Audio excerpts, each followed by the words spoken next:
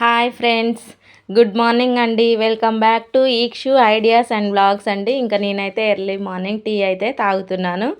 Today tiffin వచ్చేసి గోధుమ రవ్వ ఉప్మా అయితే చేస్తున్నానండి. దీనిని నాటు రవ్వ అని కూడా అంటారు. మా పిల్లలకి బొంబాయి రవ్వ ఉప్మా అస్సలు పడదు, అందుకనేసి నేనైతే గోధుమ రవ్వ ఉప్మానైతే ప్రిపేర్ చేస్తున్నాను. ఈ రవ్వని డైరెక్ట్ చేసిన దానికంటే కూడా ముందుగా కొద్దిగా వేయించుకొని చేసుకుంటే చాలా బాగుంటుంది టేస్ట్. ఇంకా నెక్స్ట్ టిఫిన్ చేశాక బాక్స్లో అయితే ప్రిపేర్ చేయాలండి. సో ఇక్కడైతే నేనైతే గోధుమ రవ్వనైతే వేయించుతున్నాను. వేయించి ప్రిపేర్ అయితే చేస్తాను. చూడండి,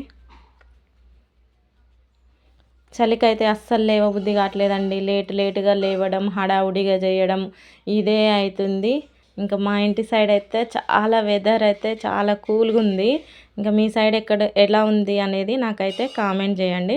ఇక్కడ మా చిన్న పాప అయితే స్కూల్కి రెడీ అయిందండి. రెడీ అయ్యి ఇంకా ముగ్గులు అయితే వేస్తుంది. ఇంకా ముగ్గు వేసినాక నేను ఆమెకు జడ వేసి డ్రాప్ చేసి అయితే రావాలి.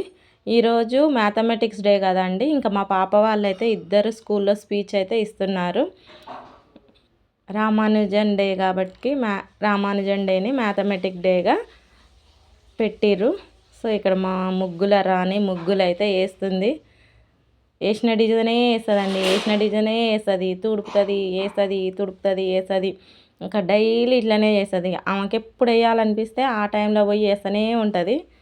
సో ఇక్కడైతే ముగ్గు వేసింది. తులసి చెట్టు ముందర కూడా ఆల్రెడీ వేసేసింది. ఓకేనా ఫ్రెండ్స్, బాయ్ అండి.